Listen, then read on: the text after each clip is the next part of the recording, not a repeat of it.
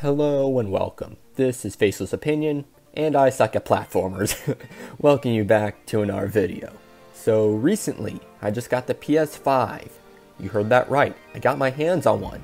And no, before anyone asked, I did not get it from a scalper. I paid the retail price for it.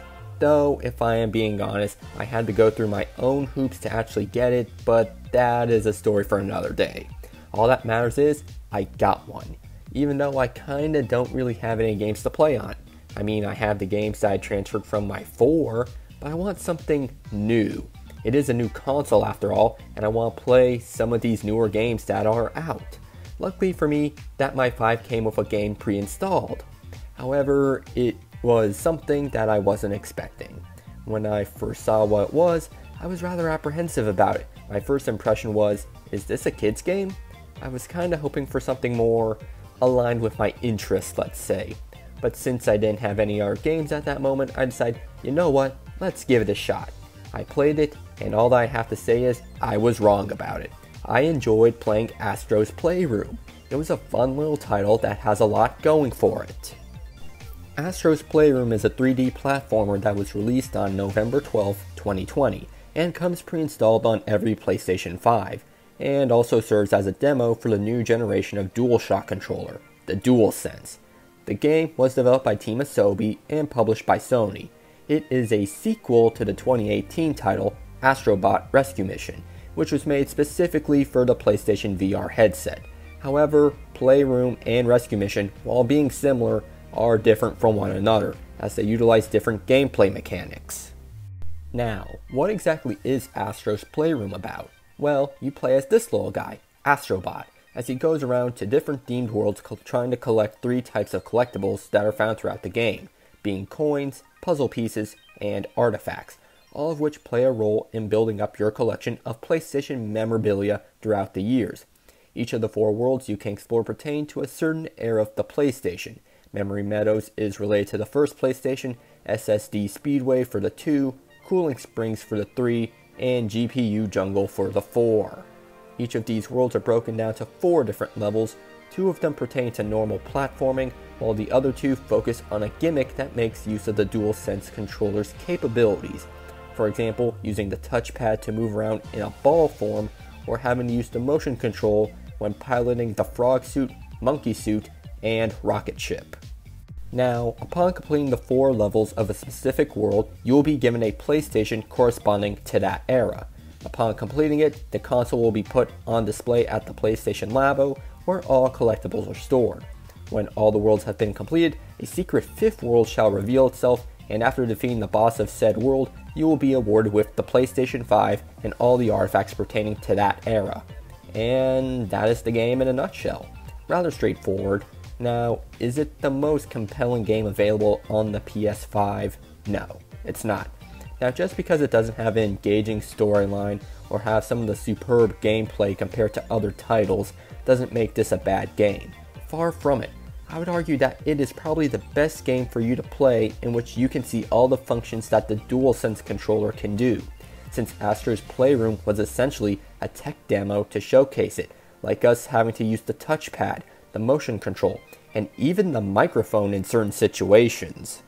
Another thing that I feel should be mentioned would have to be all the references spread throughout, well, everything. It's chock full of Easter eggs, cameos, references, homages, callbacks, whatever you want to call them.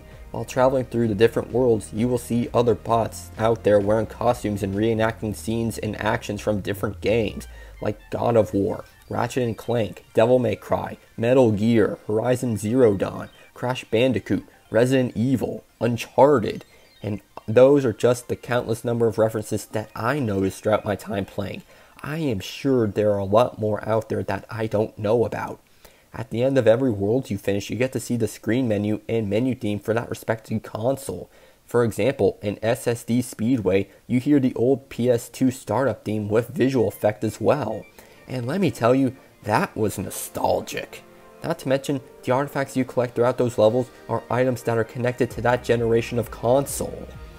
Like finding controllers, memory cards, discs, the VR headset, the PSP, the PlayStation Move, as well as more obscure products like the PlayStation Mouse, the multi-tap, the Pocket Station, to even the SingStar microphone, all of which are on display in the PlayStation Labo upon collecting them, as well as other odds and ends in the Labo.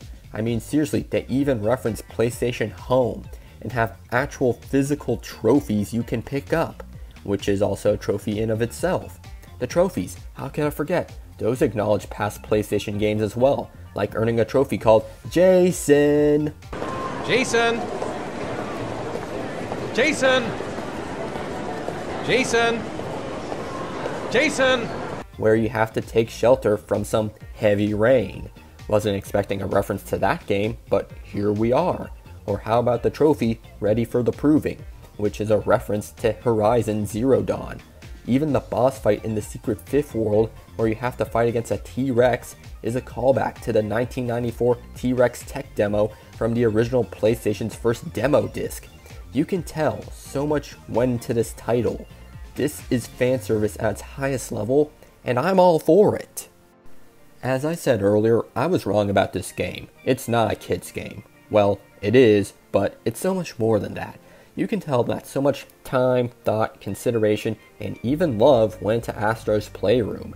It showcases PlayStation history, and as someone who has been a PlayStation user the entirety of my life, as I have had every generation of console, I may not remember the first PlayStation all that well, and even have doubts that if I ever played it, but I do have some games belonging to it. The PS2, I remember vividly as I used it often throughout my early childhood. Same thing goes with the 3, and then later the 4, until we get to now with the 5. Does this make me come off as a PlayStation fanboy? I guess so, sure, why not? But don't think for a moment I'm going to bash gamers for their preferred choice, like those who think Xbox or PlayStation is superior to the other, or those who like to say PC Master Race, or the Nintendo snobs. I may prefer PlayStation over the others, but I played on the Xbox 360. I own the Wii, and I will admit that I'm not a big PC guy, but I do want to delve into that more. I've always wanted to play Skyrim with mods. Anyhow, back to the topic at hand. If you have a PS5, I urge you to play Astro's Playroom. It is not a long game. I fully 100% it within a 24-hour period. Not to mention, it is a kind of fun game to play. Is it going to end up being the best thing you ever played? No, but still, I would say it's worth playing. It's honestly not going to cost you anything. Not to mention, who doesn't want to take a trip down memory lane? Now tell me, did you play Astro's Playroom? Did you enjoy it? What were some of your favorite references you found while playing it? Tell me in the comment section down below. If you enjoyed the video, leave a like and subscribe. Until next time, I'll catch you all on the flip side.